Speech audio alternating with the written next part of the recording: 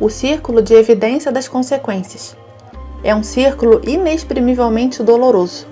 Como que através de uma cortina rasgada, a alma vê a terra e as mais longínquas consequências de suas más ações e erros. Percebe a labuta de toda a sua vida em ruínas e já sabe que isso aconteceu porque o âmago da sua vida era o pecado e a transgressão. Compreende o quanto cada seu desvio das leis de Deus se vinga nos filhos, netos e bisnetos.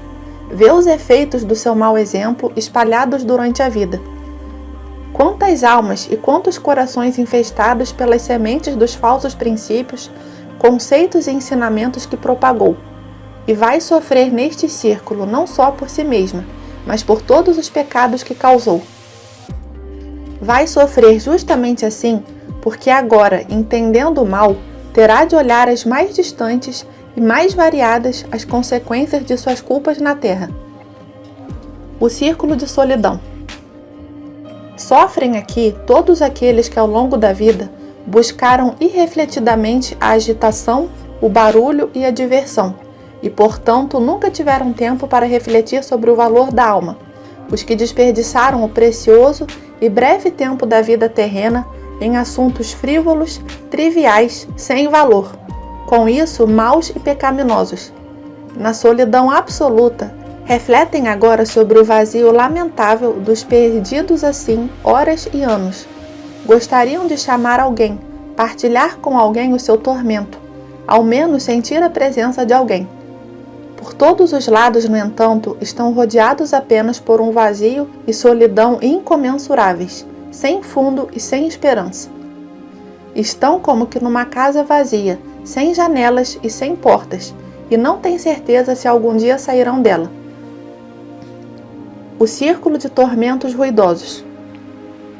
Ao contrário do círculo da solidão, aqui estão as almas daqueles que durante a vida evitavam ou desprezavam as pessoas e não lhes deram nada de si mesmas.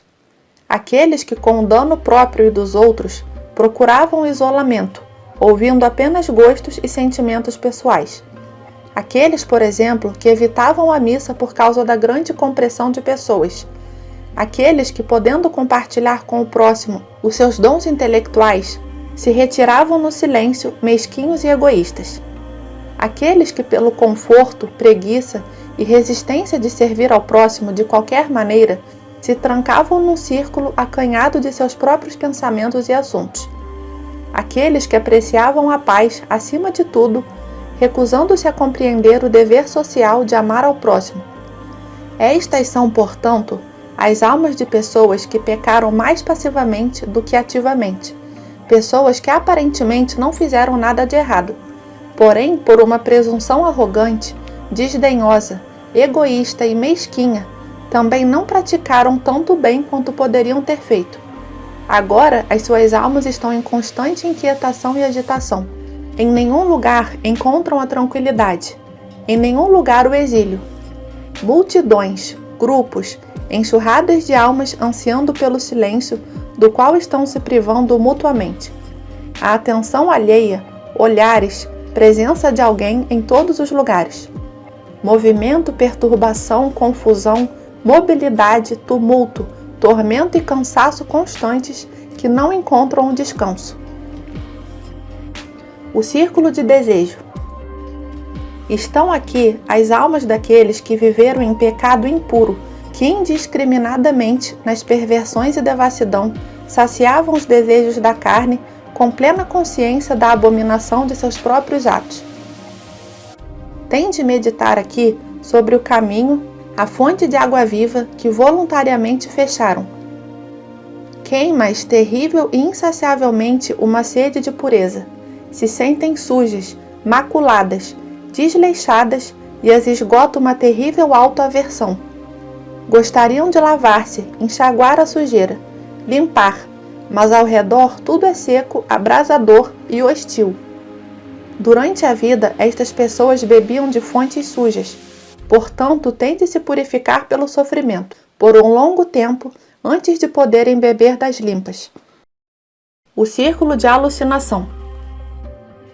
Neste círculo permanecem as almas de pessoas que viviam seus caprichos, fantasias, que constantemente buscavam novas sensações, novas experiências, poses, nelas se deleitavam praticando o que inventavam, e o que, como pensavam, combinava mais com a sua cara.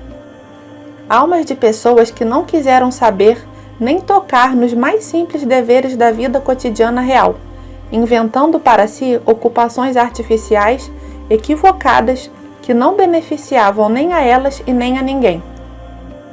Agora, as suas almas terão que continuar a vivenciar os seus sonhos enganosos, vaguear em busca inútil dos valores essenciais e do sentido, se enredar neste emaranhado enganoso, avaliado então corretamente.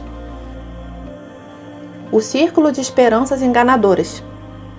Neste círculo padecem as almas das pessoas que durante a vida não cumpriam a palavra dada, nem as promessas que fomentavam vãs esperanças nos outros, que tinham muitos bons propósitos, possibilidades e impulsos, mas nunca pela negligência os realizaram, que adiavam para depois o arrependimento e a conversão, bem como uma generosa verdadeira oração.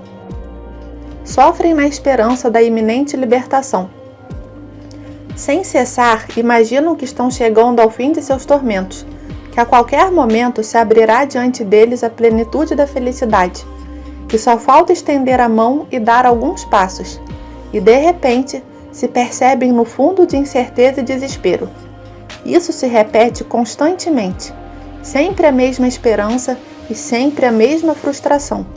Subida exaustiva, como pela parede de vidro, e de novo derrapando desamparadamente até ao fundo. Não irão conseguir interromper este tormento. Incontáveis vezes recomeçam, e incontáveis vezes ficarão frustradas.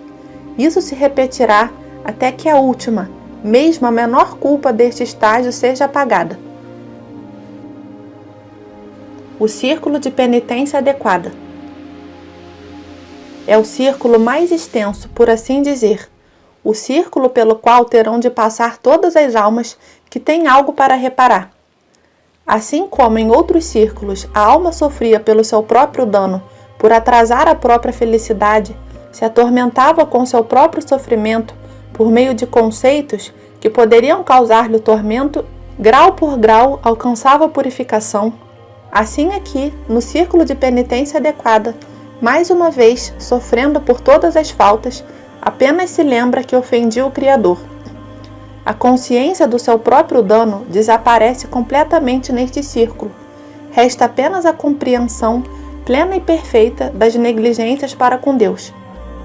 A alma enxerga aqui nitidamente e dolorosamente vivencia em sua memória, dia após dia, momento após momento, pensamento após pensamento, mais uma vez a sua vida inteira. Nem sequer um único pecaminoso batimento do coração será omitido, contanto que já tenha sido expiado pelos sofrimentos conscientes na terra. Agora, a alma vê claramente cada momento em que poderia ter deixado o caminho errado. Enxerga as luzes com as quais Deus lhe mostrava a futilidade de sua conduta. Entende que por seu livre-arbítrio escolhia as coisas que ofendiam a Deus e não eram do seu agrado, podendo às vezes, com pouco esforço e raciocínio, fazer aquilo que se reverteria para a glória de Deus. Agora a alma vê claramente o que ainda o homem da terra às vezes ousa duvidar, de que todos recebem do Criador, o suficiente luz e força para nunca ofendê-lo. Com inexorável consequência e clareza, passam diante dos olhos da alma as imagens da sua própria vida.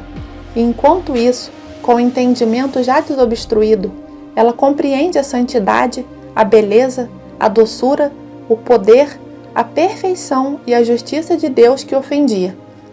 Purificada nos círculos anteriores de tudo próprio, como que refeita pelo sofrimento, purificada pela angústia das impurezas terrenas, permanece diante do seu Criador e Senhor, sofrendo acima de tudo por ter ofendido a sua eterna perfeição. Quanto mais sensível e mais dotada for a alma, quanto mais íntimo poderia ser o seu relacionamento com Deus e maior capacidade de entender os seus planos, tanto maior será a sua dor e desespero. Não se pode ter noção alguma do tormento, da vergonha e da dor que a alma experimenta aqui. Se ela pudesse morrer, quereria morrer neste círculo. Se ela pudesse enlouquecer, aqui enlouqueceria. Somente quando a última culpa, a última falha e o último mais íntimo pensamento forem queimados por esta, a mais perfeita, em seus motivos de contrição, a alma passará para o último círculo do purgatório, o indiferente.